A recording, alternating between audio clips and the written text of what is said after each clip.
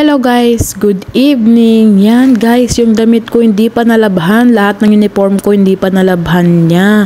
Tapos ang daming alikabok sa aking kwarto. Hindi ko na maayos guys kasi nga pagod na pagod ako galing sa trabaho. Kasi tumutulong nga ako sa amo ko. Tingnan nyo yung damit ko, walang arrange.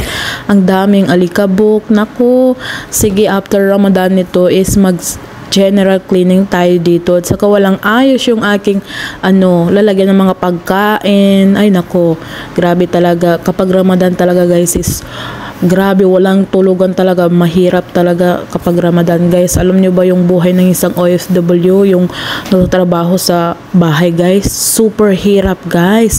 Simula hapon alaw na yan, magpe-pray na yan ng pagkain, tapos mag-iftar yan, hindi yan nila naasikaso yung sarili nila dahil inaasikaso nila yung mga amo nila, tapos ihintahin pa nila, hindi pa yan sila makarelax guys kasi maghuhugas pa yan ng plato.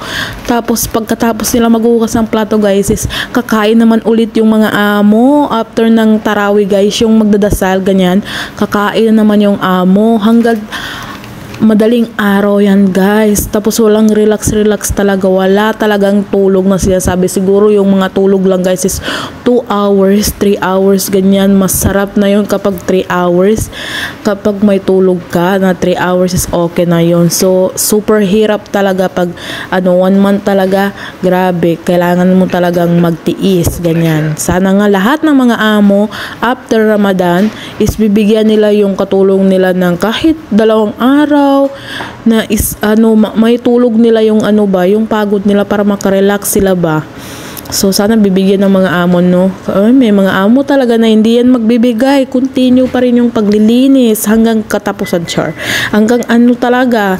So sana magbigay ng off yung amo nila, sa walang mga off ganyan magbigay yung mga amo kahit 2 araw lang, 3 araw, ganyan, napakasaya na yun, diba guys? O 5 araw, 1 week guys, pinakamasarap pakinggan yung 1 week na ibigay ng amo sa'yo. Naku, bawing-bawi ka talaga sa tulog nun.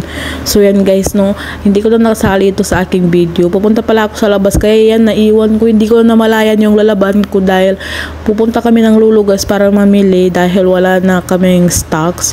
So yan guys, tapos sakit ng katawan ko dyan guys. Oy, sige lang guys, go lang ng go. After Ramadan is magiging okay rin tayo, diba? So lahat ng mga kapwa ko OFW dyan, shout out and thank you very much for watching.